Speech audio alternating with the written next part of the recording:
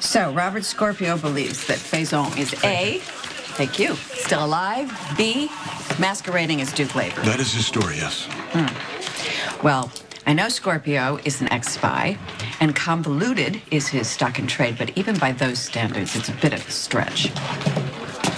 And especially if you factor in that Robin was killed less than a year ago. You're suggesting that grief is somehow affecting his judgment? Maybe. I mean, maybe because he couldn't save Robin, he's now trying to save Anna from her great enemy, even though the man is dead. That's one way of looking at it, yeah. Well, the alternative is to believe that Faison is running around Port Charles with another man's face. Stranger things have happened. Name one. Lucy Coe is one of a kind. I didn't really know her that well because I met her when I was a teenager, but my grandmother has all kinds of stories to share. Such as?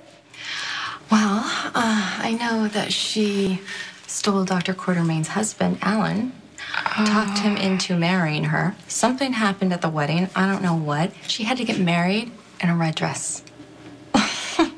What? Wow. So Dr. Quartermain would really not be happy to see her. Okay. Oh, well, I don't know about that. They all got past it. And by the time Alan passed away, he was married to Monica again. Lucy had affairs with a lot of different married men. I guess you're right, then. She's not exactly the fairy godmother type. No, she's not. Well, what else did she do? I wish I knew where AJ was. I really want to talk to him. He probably has a ton of legal papers to file, and maybe he went to go see his mom. Yeah. Right? To tell her the good news in person? One of my parents know.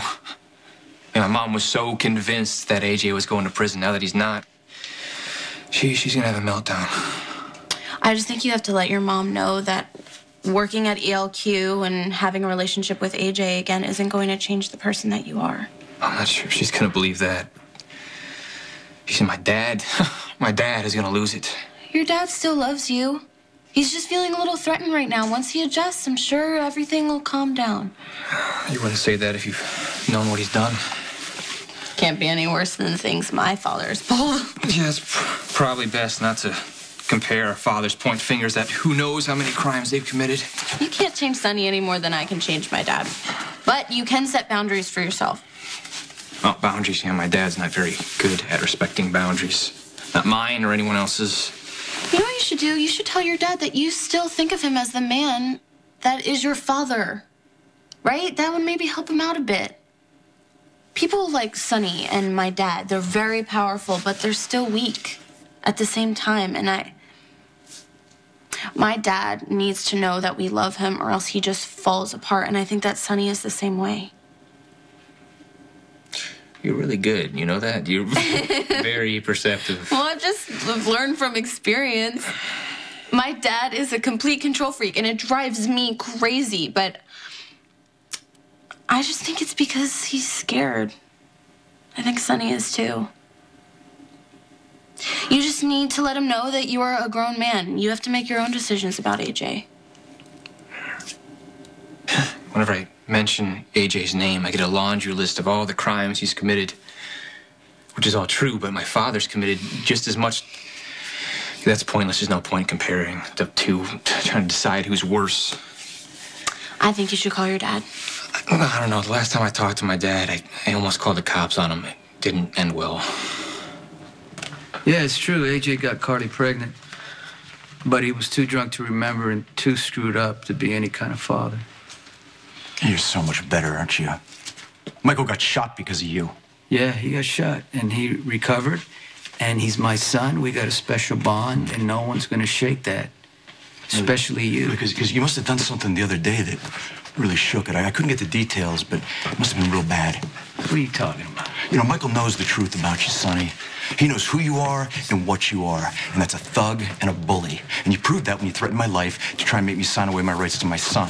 You're always the victim, AJ, always making excuses for what you did, always feeling sorry for yourself. When are you going to grow up? I don't understand it.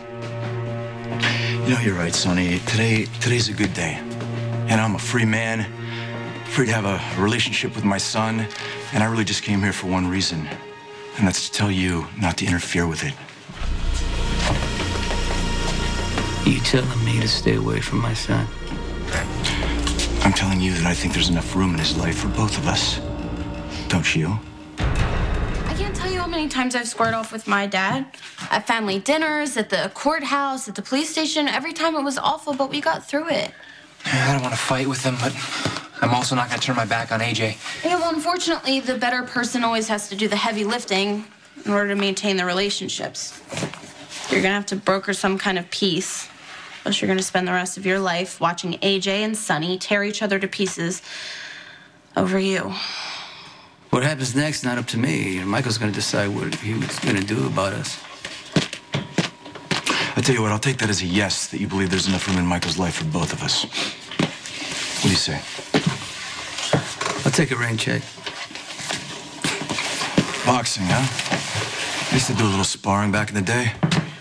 Yeah, I remember Jagger Cates knocked you on your ass. Well, that admittedly wasn't my finest hour, but you know, I stuck with it after that. I actually improved a little bit. You want to go a few rounds? It's been a long time. Huh? I'm rusty. You hear that, Sean? He's rusty. What the hell? Let's do it. The last time Lucy was in Port Charles was for Lila Quartermain's funeral. She showed up in a red dress, said it was to pay tribute to the one she married Alan in. And then she let everyone know that Mother Quartermain was a true lady because she always made her feel like family. Well, she sounds interesting. Well, do you think that there's any chance she would help us with the ball? Well, if she knew about it and was available, sure, I don't see why not. I mean, Lucy was the driving force behind the nurses' ball. She would bully and coax and flirt. Flirt. Oh, yeah. Flirting was her favorite event. One year, we didn't think the ball was going to meet its fundraising goals. So Lucy did an impromptu striptease. What? She auctioned off everything she had on. Her dress, her shoes, her gloves, until she was standing there in her underwear. Wow. Well, that was inventive, you know, and that's exactly what we need. Someone who will make the ball happen and make it a success no matter what. Do you have any idea how to get in touch with Lucy Coe? Everyone she was close to has moved on. Someone's got to know how to reach Lucy Coe. Ladies, I believe I just heard my cue. It is a little too convenient Faison being spotted at the same clinic where Anna went to look for Robin. It's a setup. She was lured there. All right, I'm not quite there yet. Yeah. Well, you weren't there when we tried to convince you that Faison was alive. It's a big step. Faison being alive to him somehow impersonating Duke. It all fits. Faison at the same clinic that Anna was lured to. He wants to observe her, see how she's handling Robin's loss. Then he sees an opening and whammo, he steps in looking like Lavery. Look, I'm a cop. I don't need convincing. I just need evidence. Well, while you're doing that, Anna's at risk and she's up on that mountain all by herself. Hey, open up. I'm gonna go try and reach Anna again.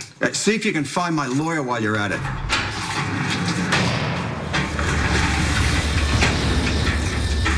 Ski trip, Huey.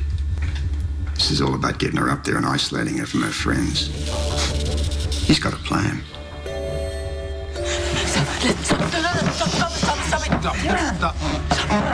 Listen to me. Listen. Ugh.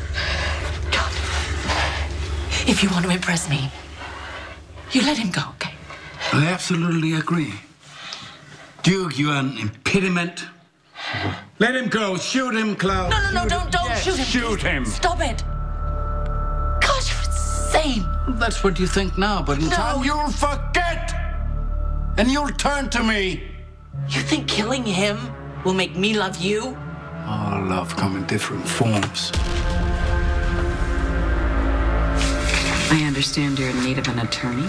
It's a long, convoluted story. Yeah, I got most of the pertinent facts. But since they don't apply directly to your... If you try to explain to a judge that you broke into the home of your ex-wife's other ex-husband, who you believe is an Eastern Bloc spy who's been surgically altered, you're going to get 24-hour lockup in the mental ward.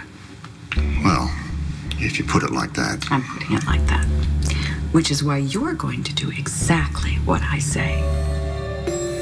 So Spencer and Anna have been to the same Swiss clinic. According to Scorpio, Anna went there to look for her daughter. Right. She told me about that, all right? In itself, it doesn't prove that Faison is trying to pass himself off as slavery. Then again, given Faison's skill set, it's certainly a possibility.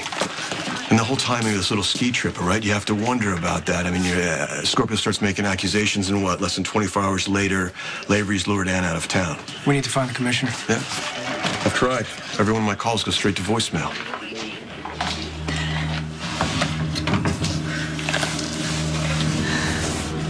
Duke, you cheated death once, but not this time. No, Anna. It's a trap. Get out of here. Oh, what an appalling noise. Shoot him.